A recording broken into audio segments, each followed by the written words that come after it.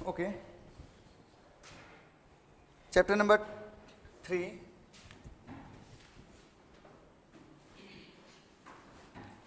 Pair of linear equation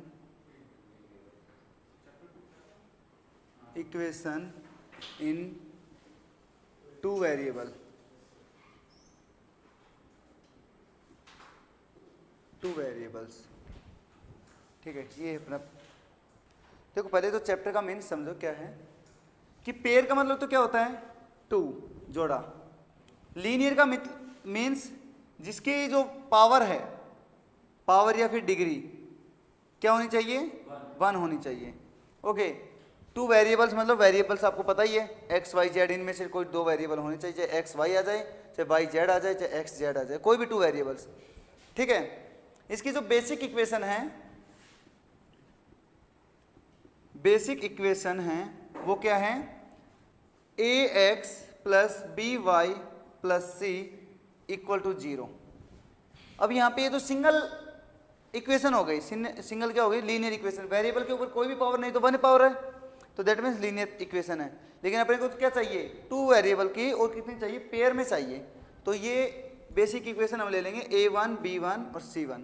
फिर दूसरी equation लेंगे a2 x plus b2 y plus c2 equal to 0। ठीक है, ये इसकी क्या होती है, बेसिक इक्वेशन होती है। इसी से हम रिप्रेजेंट करेंगे एक्सरसाइज को, एक्सरसाइज 3.1 को और 3.2 को।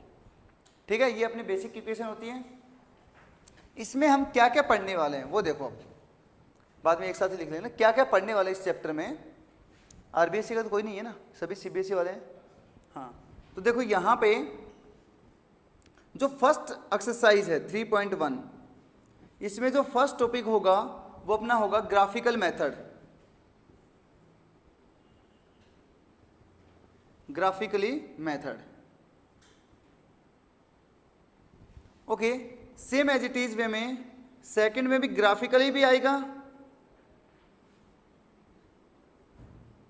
ग्राफिकली मेथड भी आएगा, और क्या आएगा साथ में, जैसे कंसिस्टेंट और इनकंसिस्टेंट, ये सब भी आएगा। इनके सामने एक बार लिख लेना। इसके साथ साथ हम एक्सप्लेन करेंगे उसमें क्या क्या, जैसे कोई पैरेलल लाइन हो, इंटरसेक्टिंग लाइन, छोटा छोटा लिख देता हूँ, इंटरसेक्टिंग लाइन, पैरेलल लाइन, ये क्या क्या होती है, और एक कोइंसिडेंट लाइन, कोइंसिडेंट लाइन। ठीक है, ये तीनों के बारे में हम इसके अंदर एक्सप्लेन करेंगे। वो कौन सी एक्सरसाइज है, 3.2 है। 3.3 एक्सरसाइज में हम एक्सप्लेन करने वाले हैं सब्स्टिट्यूशन मेथड, सब्स्टिट्यूशन मेथड। ये सब्स्टिट्यूशन मेथड हो गया, ये एक्सरसाइज 3.3 में करेंगे हम। ठीक है, नेक्स्ट हम 4th पॉइंट सीखेंगे एलिमिनेशन मेथड, एलिमिनेशन मेथड। ठीक है, ये 3.4 में करेंगे। ये टॉपिक अपना कट गया है, लेकिन इंट्रो में करवा देता हूँ। इसमें हम करेंगे क्रॉस मल्टीप्लिकेशन, जो कि आपका सीबीएसई के अकॉर्डिंग कट गया है, क्रॉस मल्टीप्लिकेशन।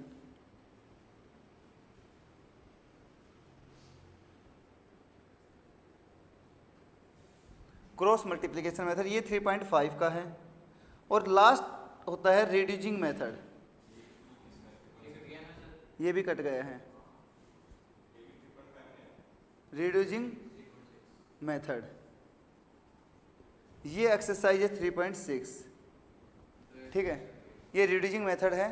अब यहाँ पे देखो, अपना ये आ रहा है, ये भी आ रहा है, ये आ रहा है, और ये नहीं आ रहा है, 3.4 आ रही है। ठीक है, अब यहाँ पे क्रॉस मल्टीप्लाई मेथड और रिड्यूसिंग मेथड कट गए हैं, बट इनके जो वैल्यू बेस्ड क्वेश्चन है ना, जो लैंग्वेज वाले क्वेश्चन है, जैसे अप स्ट्रीम डाउन स्ट्रीम वाले हो गए। ठीक है, अप स्ट्रीम डाउन स्ट्रीम कब होती है, पानी में ही होगी, उसके अकॉर्डिंग। फिर एक टाइम एंड वर्क वाले, फिर ट्रेन वाले जो क्वेश्चन है वो किस में आते हैं, उसमें वैल्यू बेस्ड क्वेश्चन में आते हैं। ठीक है, जो आपके लास्ट दैट मीन्स 2 या 3 क्वेश्चन आएंगे, अराउंड ऑफ 10 मार्क्स के क्वेश्चन आएंगे।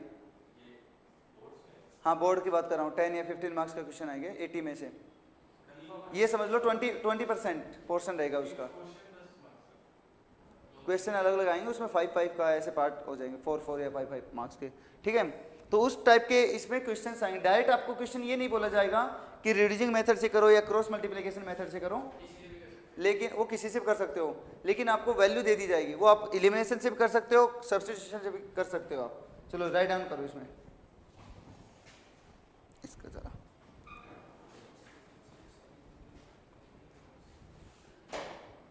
ऊपर इंट्रोडक्शन लिख देना भाई, इंट्रोडक्शन दिया है।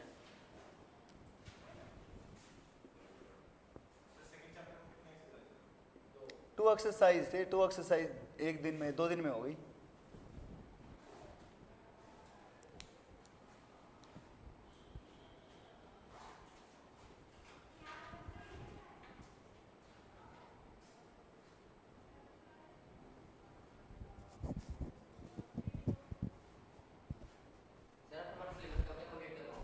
कौन सा?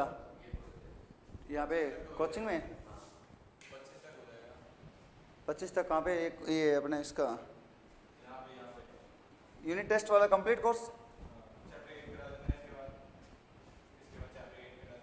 करा देंगे, वो करा देंगे। इसमें टाइम लगेगा, इसमें आपके 3 चैप्टर्स हैं, ये तो ये कर दो अच्छे से।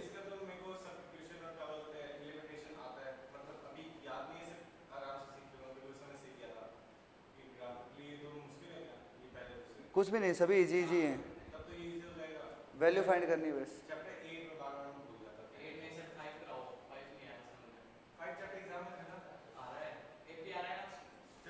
एपी नहीं है, बोर्ड में तो आ रहा है।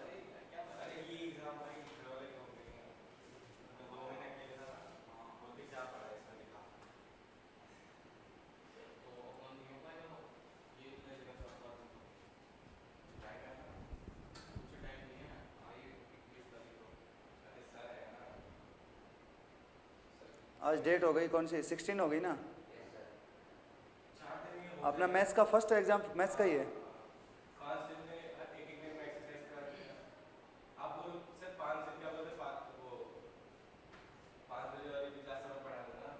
अरे वहाँ पे तो ओनली प्रैक्टिस चल रही है, उस क्लास में प्रैक्टिस चल रही है वैसे। प्रैक्टिस रेगुलर, कहीं से बच्चे डाउट लेके आते हैं, डाउट सॉल्विंग होती है वैसे, और मैं क्वेश्चन दे देता हूँ एक्स्ट्रा।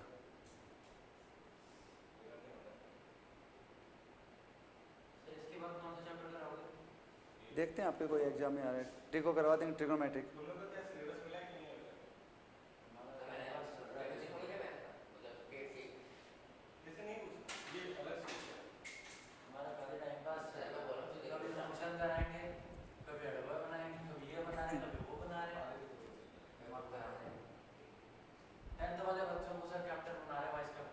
टेंथ और 12th को इंक्लूड नहीं करना चाहिए। चलो आगे बढ़े। 10th 12th को तो इंक्लूड करना ही नहीं चाहिए इन चीज़ों में। अच्छे वाले पढ़ने वाले बच्चे हैं 12th के, उनको बना दिया, अब वो है बर्बाद। अब उनकी जो रिजल्ट ऑटोमेटिक डाउन चला जाएगा। उसमें भर भर के जाते हैं भाई। स्कूल में ये तो प्रॉब्लम है, बस एडमिशन की कोई टेंशन ही नहीं होगी, बड़ी रहती है भाई, ब्रांड रह गई ना।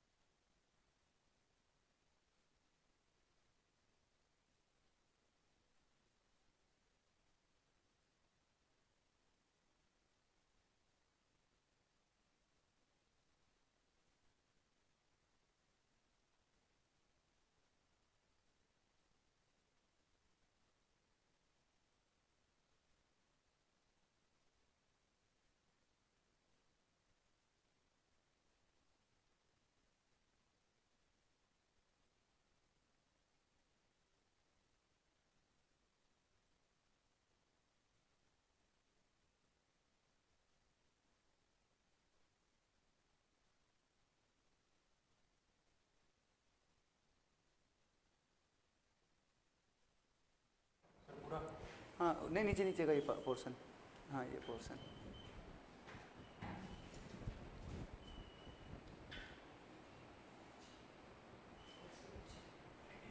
बुक नहीं है अभी, चल नहीं नहीं है, बाद में करना, जो भी बाद में करेंगे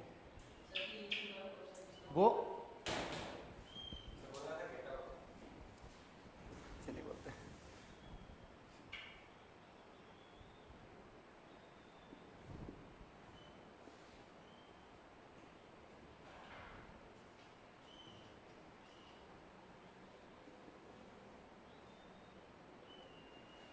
पहले तो उस 2 को हटाओ और लेट वो क्वेश्चन नंबर डालो, कौन सा क्वेश्चन कर रहे हो।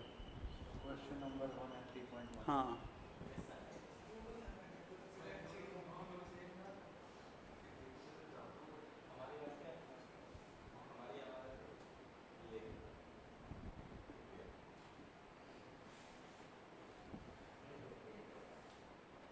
सर ये दोनों की दोनों प्रेजेंट एज है आफ्ताब। ओके ओके हाँ सर एक्स इधर रख दिया इक्वेशन के अंदर, वाई इधर रख दिया।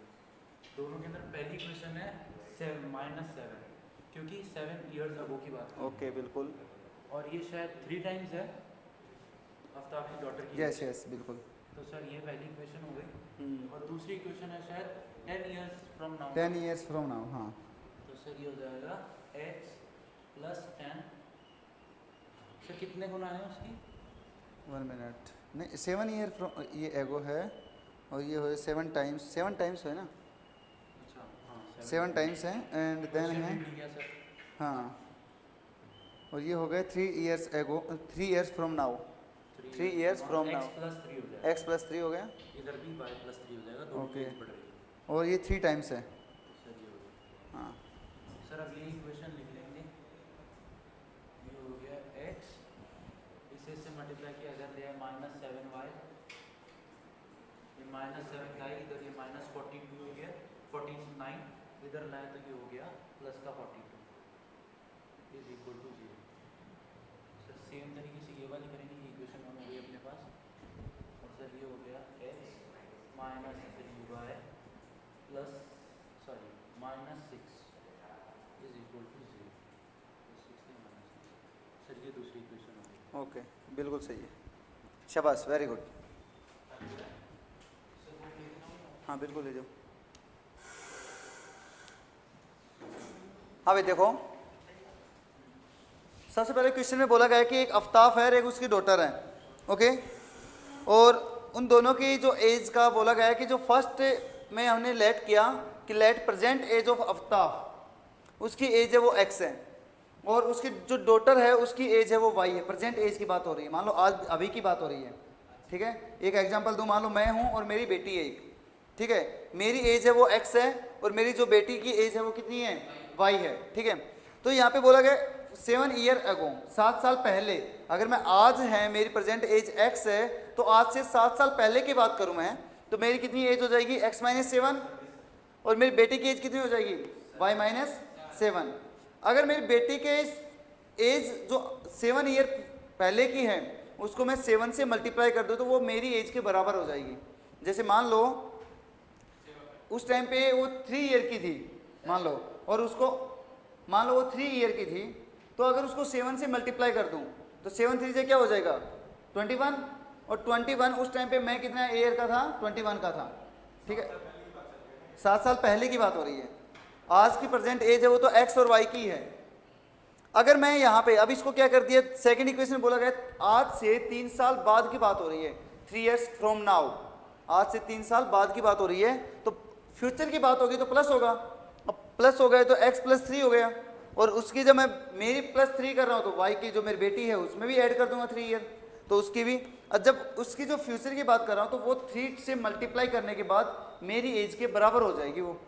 जैसे मान लो फॉर एग्जांपल 3 साल बाद में उसकी एज 6 ईयर हो गई मान लो, या 8 ईयर हो गई, तो उसको 3 से मल्टीप्लाई करो, 3 से मल्टीप्लाई करेंगे तो किसके बराबर आ जाएगी, मेरे बराबर आ जाएगी। तो उसको जो भी एज है वो अलग बात है। अब यहाँ पे ये x और y, 7y को इससे मल्टीप्लाई करेंगे, ठीक है। इसको देखो थोड़ा और डीपली समझो, इसको हमने लिख सकते हैं ये x - 7 = 7y - 7, 49, क्योंकि मल्टीप्लाई हो जाएगा ना। अभी मल्टीप्लाई हो गया तो ये इस साइड आया और ये भी इस साइड आ गया, तो ये हो जाएगा इस पॉइंट में क्या, ये ऊपर वाली वैल्यू आ जाएगी। x का तो x आ गया यहाँ पे, 7y इस साइड प्लस का इस साइड आया तो माइनस का, ये माइनस का इस साइड आया, ये इस साइड आएगा तो प्लस का। प्लस के 49 में से माइनस का 7 गया तो कितना बचेगा, 42 बचेगा, इक्वल टू 0। 49 लेके आए, ये 7y है, 7y। हाँ तो ये 7 और 7 नहीं, ये y अकेला है ना, वेरिएबल वाले को सेम सेम करते हैं। अब y वाला तो कोई है ही नहीं, तो ये y का y आ जाएगा, 7y का 7y आ जाएगा, ये 42 हो जाएगा। ये इक्वेशन हमने फर्स्ट ले ली, ये equation same as it is, जो मैं इसको सोल्व किया तो ये इक्वेशन सेकंड हो गई। ऐसे मल्टीप्लाई करके सोल्व करेंगे, इसको इस साइड ट्रांसफर कर देंगे तो हो जाएगा। समझ में आ गया? अब यहाँ पे समझो, देखो फ्रॉम इक्वेशन 1,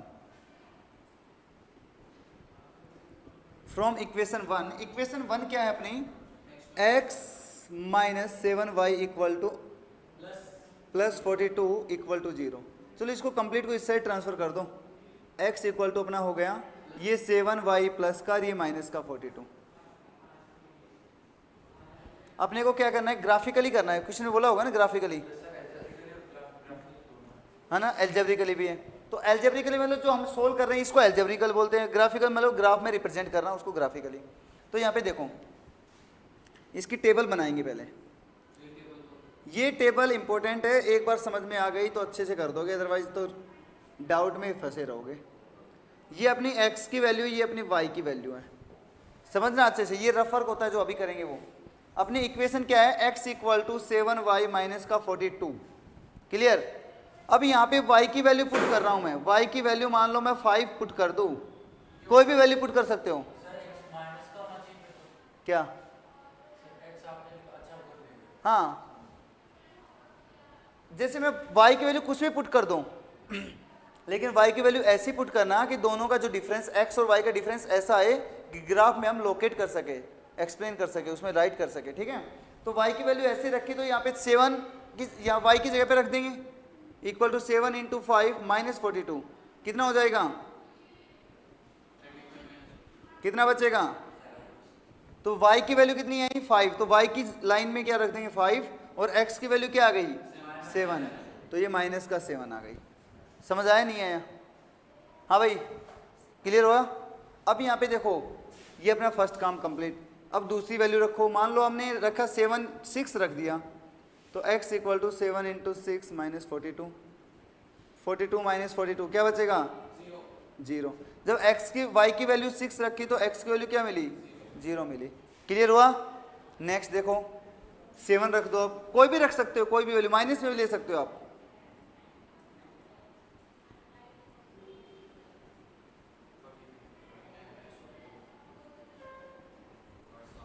सेवन रखेंगे तो 7 वैल्यू मिलेगी, क्लियर हुआ। क्या बस कुछ नहीं, अभी टेबल बनाया, अभी ग्राफ में रिप्रेजेंट करेंगे तब इनका यूज होगा।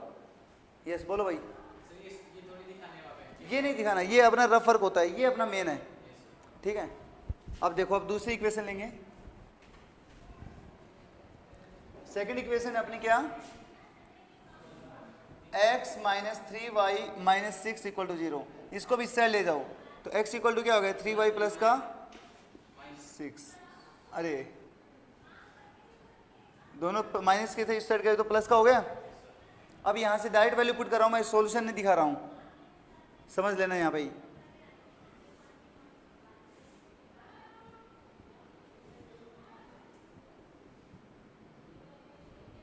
कितने भी सॉल्यूशन फाइंड कर सकते हो। y की वैल्यू मैं यहाँ पे -1 रखूँ तो कितनी वैल्यू मिलेगी, y की वैल्यू -1 किया तो कितनी वैल्यू हो जाएगी -3, और -3 प्लस 6 में माइनस होगा तो क्या होगा प्लस का 3 बचेगा ना।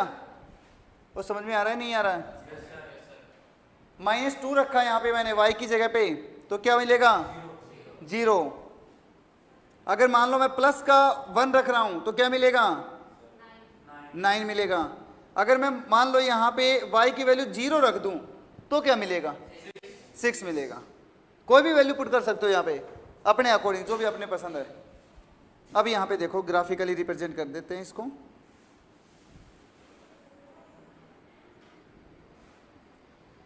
ये अपना क्या है एक्स एक्सिस और ये अपना क्या है वाई एक्सिस। अब यहाँ पे फर्स्ट में चलो नंबर ले लेते हैं 1 2 3 4 6 7 8 9 10। ये 1 2 3 4 5 6 7 8 -1 -2 -3 -4 5 -6 ओके -1 -2 -3 -4 -5 -6 -7 ओके। अब यहाँ पे देखो फर्स्ट में ये टेबल रिप्रेजेंट कर रहे हैं y की वैल्यू 5 x की वैल्यू 7, दैट मीन्स x की वैल्यू -7 की बात कर रहे हैं। -7 कहाँ पे है? यहाँ पे है -7 यहाँ पे, और पॉजिटिव y 5 कहाँ पे है? y की वैल्यू ऊपर की साइड है, तो यहाँ पे ये पॉइंट आ जाएगा इसका। तो ये पॉइंट आ गया इसका कितना -7 और 5। समझ आया नहीं आया? ये ग्राफ तो पता है ना, प्लस माइनस ये ऑल पर ये प्लस प्लस होता है, ये माइनस प्लस, ये माइनस माइनस और ये प्लस माइनस। ठीक है, ये तो अपना फर्स्ट लोकेट हो गया। Second one 0 6। अब एक्स एक्सिस के ऊपर तो 0 तो यहाँ पे मिलेगा, ओरिजिन पे ही मिलेगा। ठीक है, अब 6 पॉइंट का मतलब यहाँ पे, तो ये पॉइंट अपना कहाँ पे आ गया? यहाँ पे आ गया।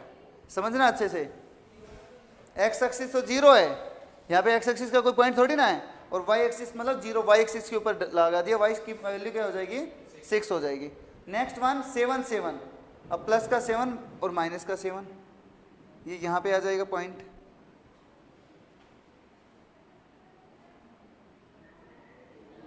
देख लेना भाई, यहाँ के आसपास आएगा। आपका ग्राफ पेपर होगा ना, वहाँ पे परफेक्ट वैल्यू आएगी।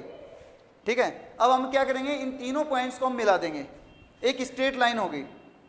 ठीक है, एक स्ट्रेट लाइन होगी ऐसे, ये स्ट्रेट लाइन हो गई ना। आपका ग्राफ पेपर में परफेक्ट एक स्ट्रेट लाइन आएगी, स्केल की हेल्प से आप मिलाओगे तो ये अपनी लाइन हो गई। इस लाइन को नाम दे दो क्या, जो भी अपनी इक्वेशन है, x = 7y - 42।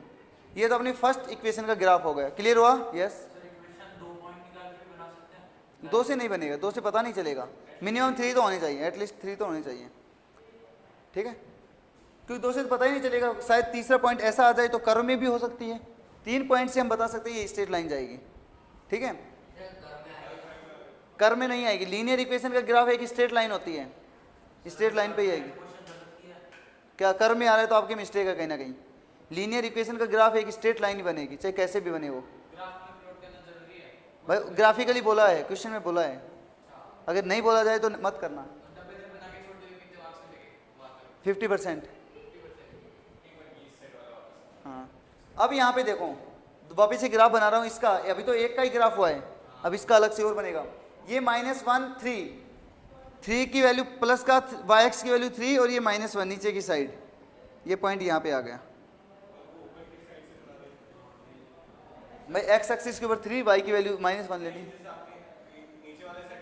हाँ, ये 1, अरे -1 तो नीचे है ना, इस साइड माइनस का 3 लोगे तो इस साइड आ जाओगे ना। ऐसा नहीं होगा, नहीं होगा। अरे इस साइड तो माइनस की वैल्यू है ना, और अपने को तो प्लस का 3 चाहिए। प्लस का 3 तो उसी साइड है ना। हाँ, इस साइड का -1। अरे यहाँ से नहीं लेना, ये लेना है इसके अकॉर्डिंग, जो डेटा दे रखा है उसके अकॉर्डिंग लेना है अपने को। ये -1 और ये 3 इस तरीके से लेना है। हाँ, ये 0 एक्स एक्सिस के ऊपर 0, y की वैल्यू क्या है? -2, तो y की वैल्यू -2 ये यहाँ पे है। नेक्स्ट 9 और 1, 9 एक्स एक्सिस के ऊपर और 1 +1। देखना यहाँ पे, ये तो कुछ अजीब ही बन गया। 1 और 9 और 1, 9 और 1 तो यहाँ पे आ रहा है। नहीं, ऐसे नहीं आएगा, ऐसे, ये यहाँ पे बनेगा।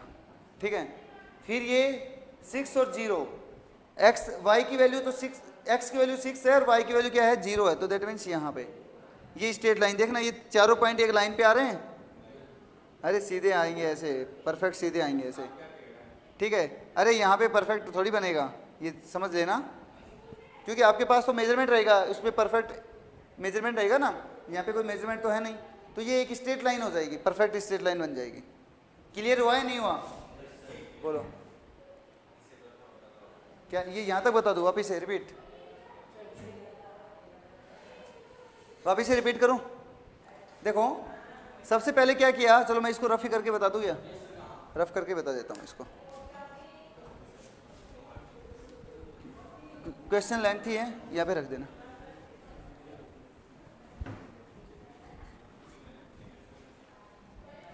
देखो यहाँ पे आफ्ताब है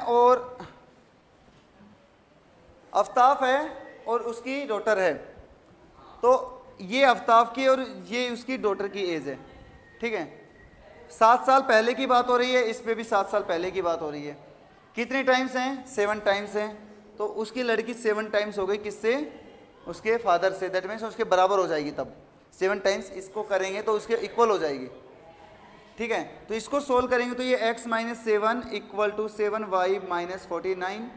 अब ये 7 को चलो इस साइड ट्रांसफ़र कर दो, तो ये क्या बन जाएगा? x equal to 7y minus का 49 प्लस का 7। x की वैल्यू क्या निकल के आई? माइनस का 42। अपनी ये इक्वेशन बन गई ना।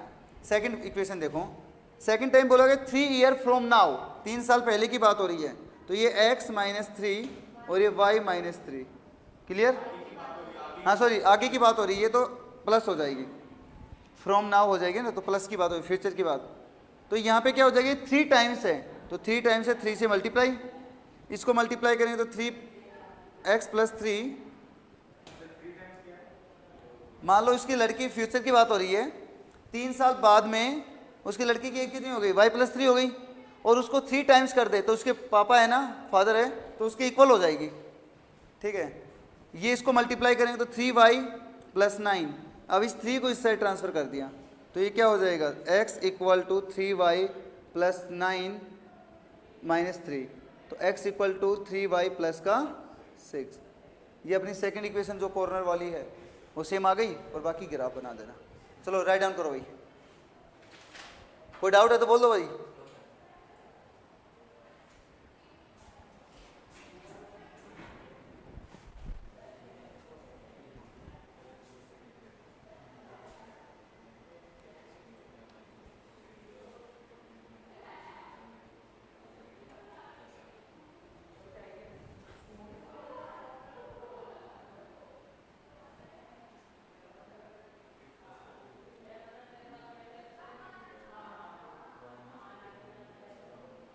ग्राफ पेपर वाले क्वेश्चंस है ना, मतलब लेंथी बहुत होते हैं, टाइम बहुत ज़्यादा लग जाता है इसमें। क्या क्वेश्चन बड़े मार्क्स में आता है? ये 3-4 मार्क्स, 3 या 4 मार्क्स में आता है ये क्वेश्चन, बड़े वाले सेक्शन में यही मिलेगा, 4-5 वाले में।